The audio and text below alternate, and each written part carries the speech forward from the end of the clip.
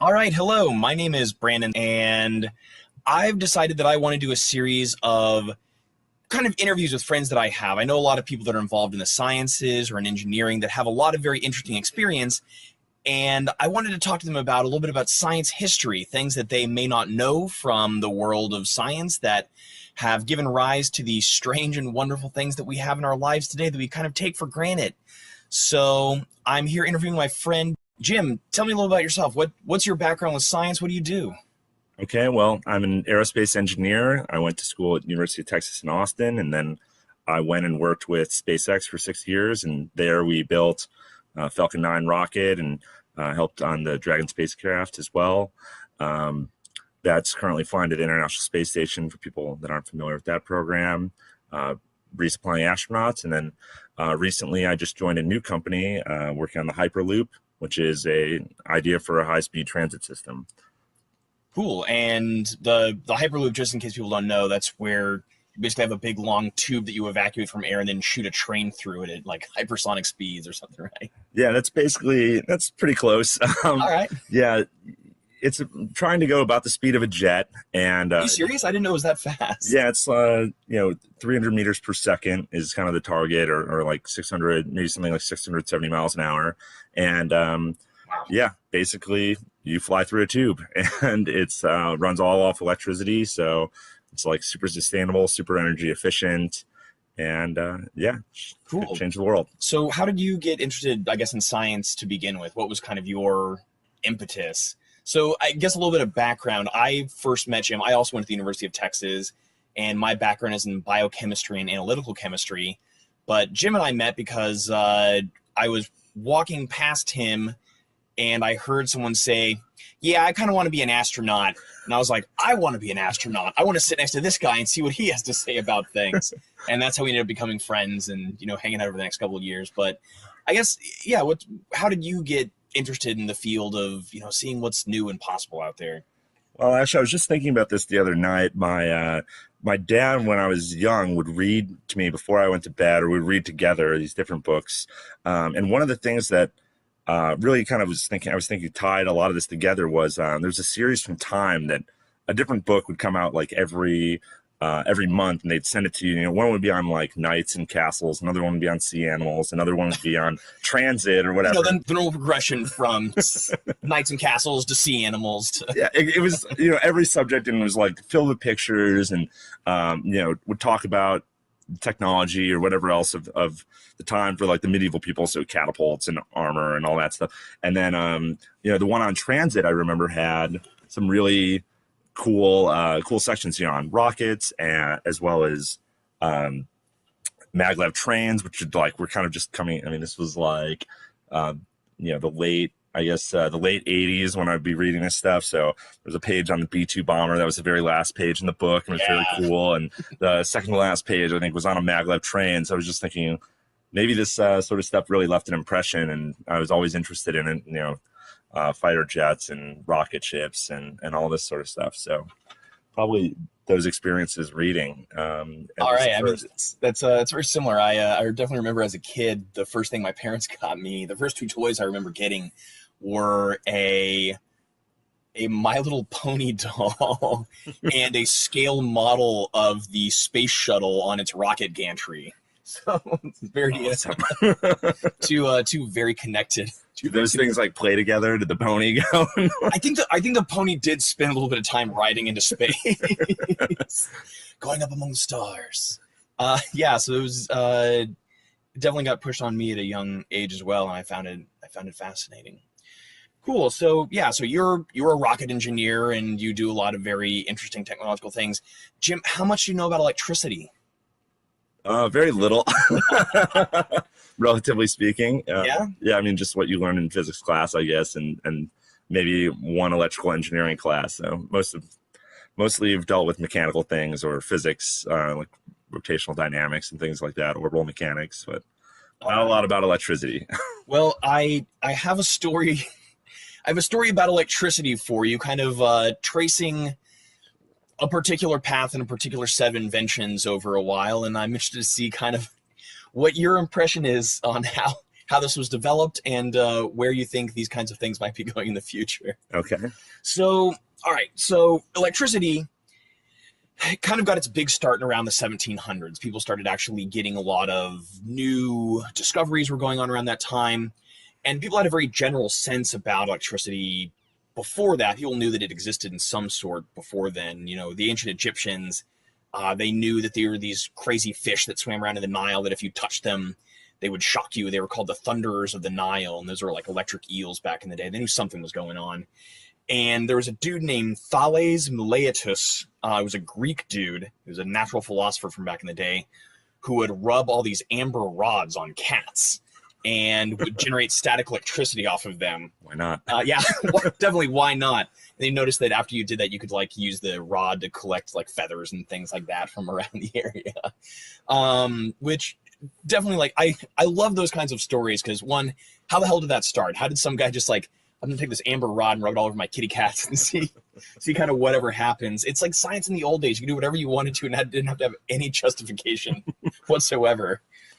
Yeah, I mean, it's just trial and error. Yeah, but you can't get away with that anymore. Like any kind of science that I do, I have to submit it for review and I have to like get a funding report. And these guys are just like, I guess go knock on the king's door and say, I need all the amber you have to rub on your cats. Didn't seem to be a real reason for any of this kind of stuff. Yeah, after ancient Egypt and Greece, people knew a little bit about it, but nobody really cared for the next 2,200 years. It just wasn't really something people paid that much attention to.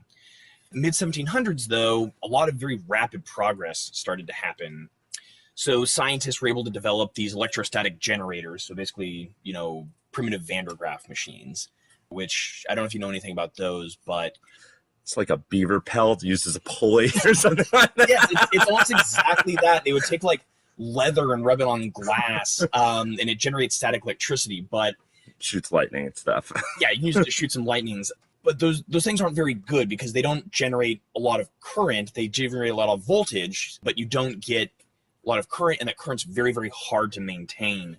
So like if you actually wanted to be a scientist doing research in this area, you basically just had to go like grab a peasant out of the field and tell him to move your electrostatic generator for hours and hours at a time at a constant rate. And, those people would get tired. So, you had a really crappy way of getting current and doing this kind of work. So also during this time, people were figuring out like kind of what circuits look like. That's around the time that Ben Franklin was like running around with kites and, sending them up into storms and getting zapped, that kind of stuff. And they also, around this time, were also figuring out that muscles were somehow connected to electricity in some sort. There's this guy who, you might have done this experiment in science class where you touch two like electrodes to frog legs and like the dead frog's little legs will like kick around. Do you ever do that? No. My high school was way less fucked up than yours was. Okay, maybe it's just a Texas thing. They're like, you got your dead frog and just sticking wires on it. Yeah, no, that's fun though. It was pretty intense. To watch something dead be brought back to life, a lot of screaming and yelling. Can't you do something similar with like you pour salt on a dead slug or something like that and it will move? Well, if you pour salt on a slug, it basically disintegrates. No, it's this thing in I think it's in Japanese restaurants where you'll pour onto an octopus. Yes. They'll cut like the top off and they pour the soy sauce, and since it's like an electrolyte solution, you basically wig the entire thing out. It starts curling moving up. Yeah, so basically something very similar to that. They had some of these fundamentals, but like I was saying, they don't have a way of producing consistent current. So, it's kind of like the only way you can build current is through this friction, rubbing the leather beaver pelt on this glass. And it's like if you wanted to do work on your computer, but the only way you could charge your computer was by like dragging cement blocks over the beach to generate. Like, you're going to get tired, you're going to make mistakes, and you're having to work in a consistent brownout all the time. So the big breakthrough came in 1800 by a dude named Alessandro Giuseppe Antonio Anastasio Volta. Do you know anything about Volta? Did he invent the generator? Not quite. So we've named the Volt after Volta. That makes sense. Yeah. And Volta, the Chevy Volt. The Chevy Volt, yeah. Way ahead of his time. It wasn't a big seller then, not a big seller now. Real disappointment to everyone involved. He invented the voltaic pile. I've heard about this. Okay. That's like a stack of batteries, basically. Or it's the first battery, right? All right, yeah, do you know anything else about it? That's pretty much it. It's like sandwiches of, I don't know, lead and acid or something like that. Yeah, so it's these back-to-back little sandwiched like cookies of zinc and copper. Okay. And you layer a whole bunch of them over each other, and then you pour, or the way he did, you put sulfuric acid in there. Okay. And you generate this redox reaction, basically, where you're oxidizing the zinc and you're generating some free electrons. And you have these two wires that come out of the top of it and the bottom. So it looks like a big tube, and it has two wires coming out of it. And it's essentially the first electric battery, where you set this thing up and it provides a constant current and at a constant voltage. It's around like 4 volts, something like that. And the taller the stack, the more volts. Yeah. Okay. So it's an additive battery. So if you're interested, you can look up on Wikipedia and see the difference between a parallel circuit and a direct circuit, where you can add the voltage or supply longer consistent voltage. Anyway, but he actually invented the voltaic pile as part of a bet. He was having an argument with a dude. They were disagreeing about whether or not electricity only came from living organisms, or if you could do it mechanically. And I hope that someday I get to have an awesome enough argument that I invent something incredible that changes the world just to show somebody else up. Be like, motherfucker, I was right all along. Okay, so there's this ability to generate electricity now, and that means that scientists can finally use this to do a lot of their experiments. And it also means that you can do it without having to have somebody that's cranking your Van der Graaf machine constantly in order to help you out. So, Jim, a lot of people out of work. Yeah. Well, I'm sure they went back to like tilling the fields or doing whatever sad thing that they had to do, maybe making like apple cider presses and just drinking a whole lot. I don't know. That'll be a subject for another discussion, what the peasantry does when the scientists run out of uses for them. What I'm doing my dissertation on. So, Jim, what do you think happens when you have a new technology that you've given to scientists that's both consistent, and you no longer have to have somebody else in the room to help you use it, and you get to use it in private? What do you think the human inclination is? As soon as I want to know. What did Volta do next? Yeah. Well, Volta actually himself went on to lead a fairly illustrious career, just kind of bopped around. The biggest kerfuffle he got in for the rest of his life was people were arguing whether or not he was a good Catholic. So he was not too controversial of a figure. However, to fulfill that role, we have young Johann Wilhelm Ritter. Ritter was born in Germany in December 1776 and was a very bright boy. At the age of 14, he apprenticed like a local apothecary and began studying medicine at the University of Jena in 1796 and was teaching there after his studies were done until 1802. Was a pretty accomplished scientist. He was famous for discovering ultraviolet light. It's impressive. Yeah, pretty impressive. He did that at the age of like 23. How the fuck do you do that in the 1800s? He noticed that certain types of light were degrading, I think, silver chloride more quickly than other ones. And he was using kind of like the visible color spectrum. But he noticed that there were certain ways he could generate light that he couldn't see most of it. But he noticed that those were the most powerful at degrading the certain compounds.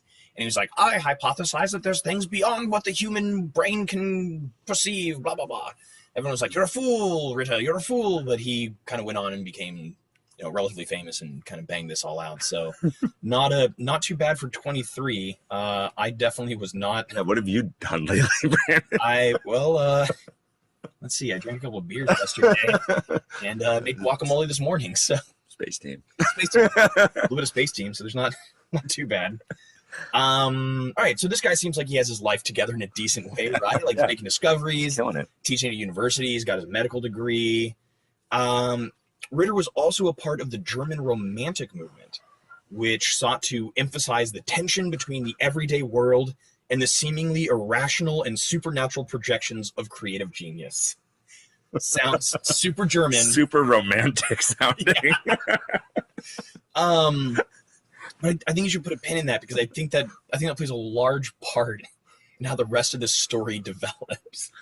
It's someone who's looking at the everyday world and then being like, what irrational and supernatural projection will my genius put onto this? Okay, so you're at the age of 23, and that's when Ritter discovers the voltaic pile. It's invented in 1800. I think he finds it around 1801. So what do you think the first thing he did with it was? Frankenstein's monster. Oh, what a pessimist. Jim, come on. No, the first thing he did was refine the process of electrolysis to break water down into hydrogen and oxygen. And then he invented the process of electroplating, which... Really good. Yeah, really good. Yeah, what, you think this guy's just going to use this wonderful technology to do something stupid? Make a Frankenstein monster? You led me to believe that might be the case. We did electroplating. Oh. Super important. We use it in electronics. We use it industrial applications. Corrosion protection. Corrosion protection. Yeah, we used to make cheap jewelry look more expensive by putting gold on the surface of it. No, look, he's still a good guy, Jim. Man. Okay, so what's the second thing he did?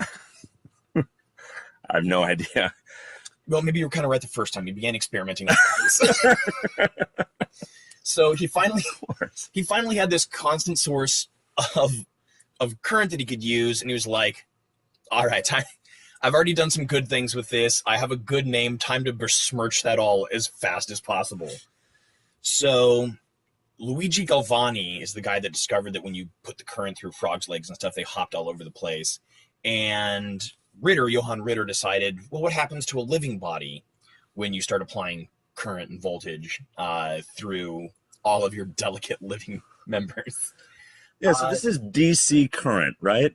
Yeah, it's just a battery. So he's like hooked. It's like if you used a car battery. Think about that, and like all those torture scenes from Taken or those kinds of movies where they hit the things together and you see sparks shoot everywhere. He's basically taking one of those and being like, all right, let's start going to town on the soft flesh that I have. So I guess like frogs were too expensive to collect, or other like small animals. So he did it to his own body. Hooked up a whole bunch of voltaic piles, and he's basically just taking, a giant battery and shocking the shit out of himself continuously and documenting what the things are. So which were. So when applied to his tongue, Ritter found that the voltaic pile produced a somewhat pleasurable acidic flavor. So you think about like when you're a kid, you put your tongue in like the 9-volt battery and you get that weird kind of acidy taste in your mouth. He was super into that. Really enjoyed. It's like your fillings melting. Or something.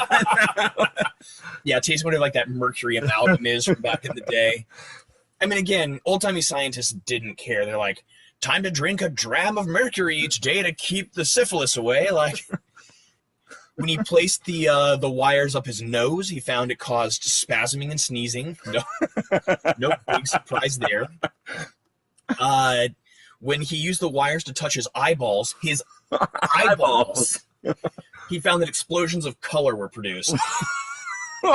So, again, I just want to back up for a second. Old-timey scientists, I don't know what the hell their problem was with sticking things in their eyes. Like, this guy is just zapping the shit out of his eyeballs using the world's first battery. Isaac Newton, back in the day when he was studying colors and prisms, you know what he did? Yeah, he like needled his own eyeball and like discovered there was a lens in there, and like was all excited about that. He was pumped. He would put knitting needles into like the corners of his eyes on each side and press on it like chopsticks to bend the cornea to see how it caused the light to go through his prisms in his eyes. A lot of people that were studying radioactivity back in the day would be like, if I put the radioactive material right up next to the eye, I can see tiny explosions. And it's like, they had so many bad ideas. You have two eyes. You have two eyes, and they're super into ruining both of them.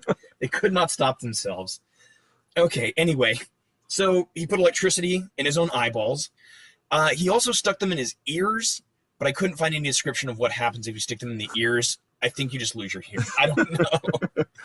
sure it burns off all like the delicate, tiny little, like explode your cochlea. Yeah, and they don't have cochlear implants back in the day. However, Johann Ritter was the evil Knievel of body shocking. He was not willing to just stop at like cramming in his eyes and his ears and his nose. And there was one thing he enjoyed more than anything else to shock in his body. Oh, God. Any guesses? Butthole. You're prescient, but it's not that. If you had to take Oh, God. Yes. His wee. He loved applying electric current to his penis. Could not stop himself. And Ritter soon found that the optimal way, his absolute favorite way of shocking his junk, was to take a cloth, dip it in some lukewarm milk, wrap it around his penis, and then take the two wires and just jam it into the side so he would just shock himself a whole bunch in the junk. As he noted, this produced a distinct swelling of his member, followed shortly thereafter by what we can only assume was the most intense orgasm in the history of mankind up to that point.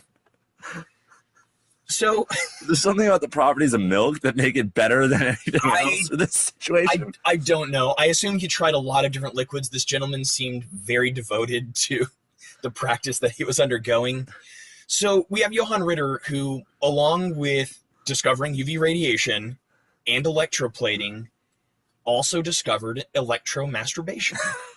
He was the very first person to figure out how to electromasturbate himself. And so what's your opinion of this dude at this point? I mean, he's very creative. He's very creative. He's clever, obviously. He has access to apparently an awful lot of goat's milk.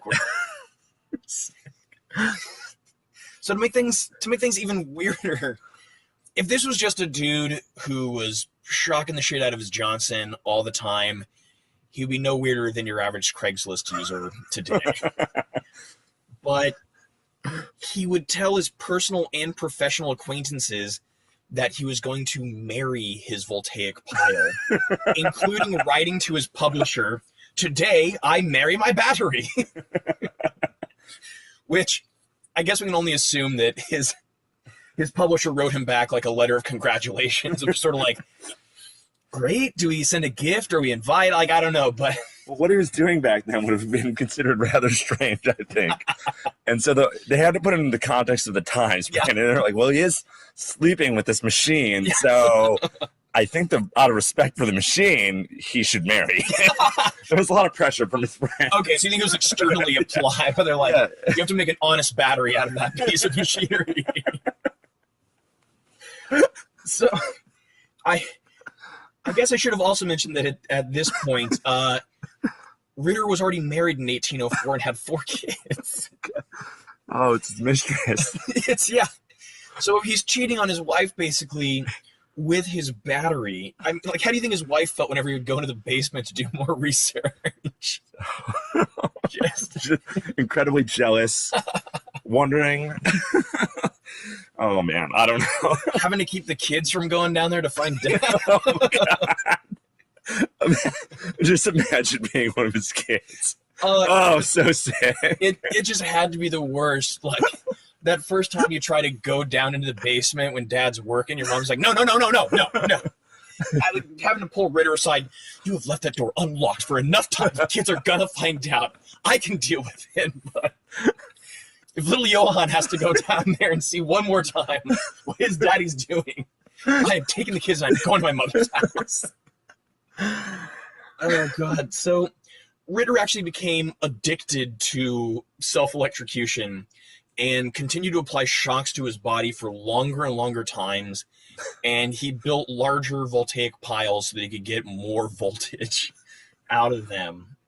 His eyes became infected from all the shocks and the burns that were on them, and he suffered from headaches and numbness and ended up turning to opium in order to numb the pain enough to continue to electrocute himself. That's totally screwed up. Like his wife didn't, intervene at some point. So Are there any lost letters between like him and his family?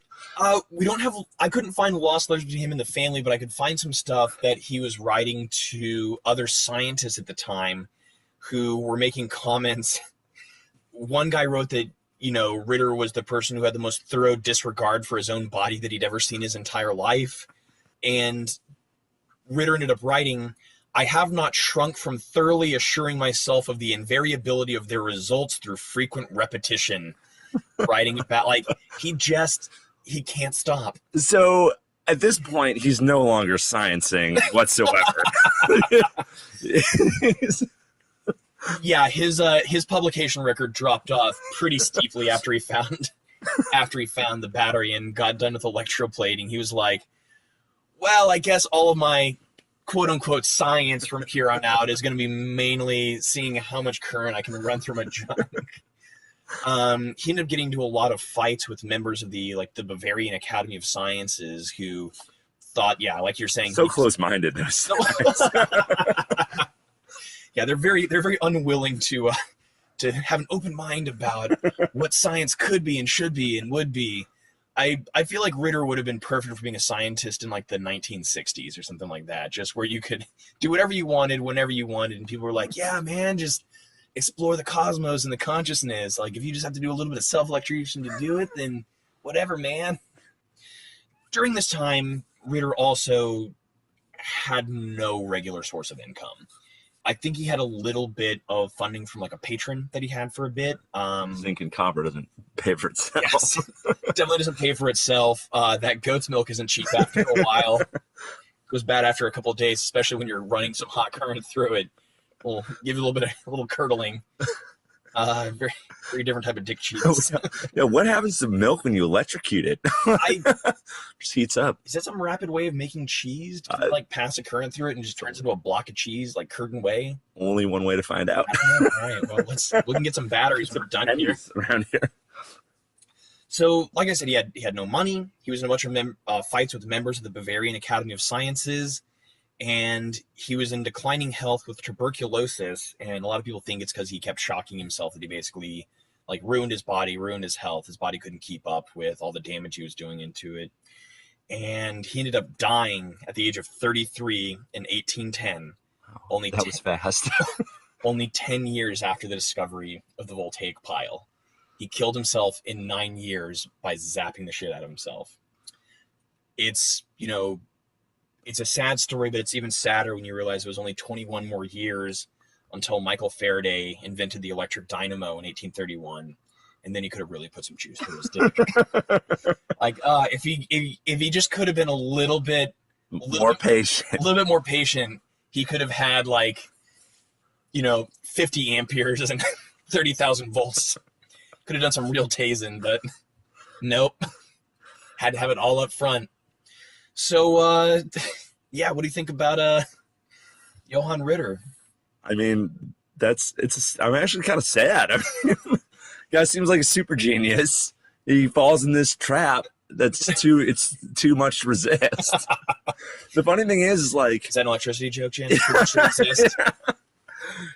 This still is available for people, right? So this is the first time I've ever heard of someone become obsessed with or addicted to shocking themselves. But this is literally something that anyone could do now.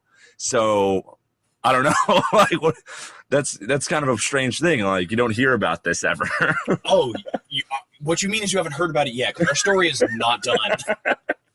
We just touched on the inventor of electromasturbation.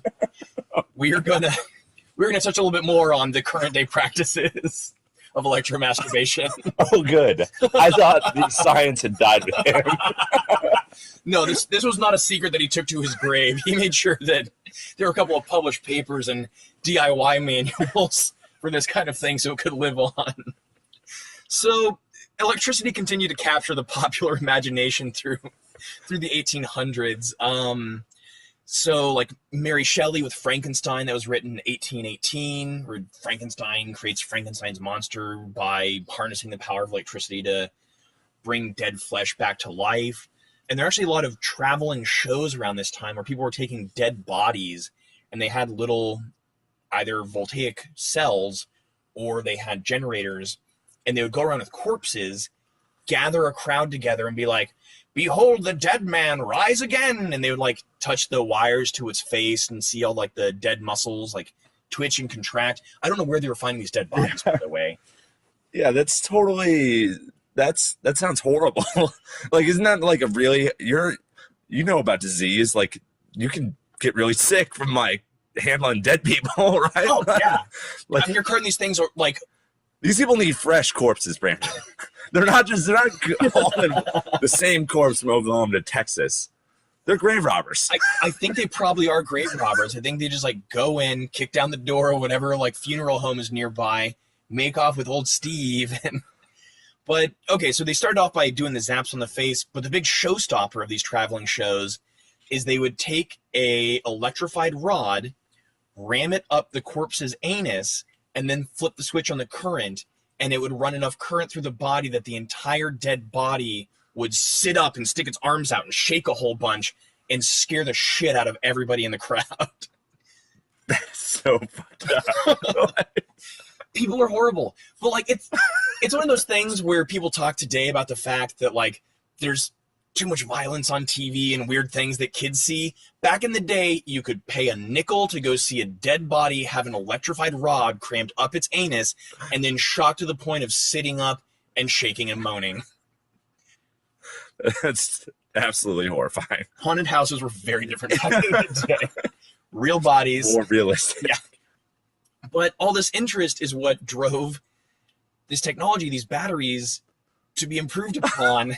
And it allows us to have what Thanks, today. shows.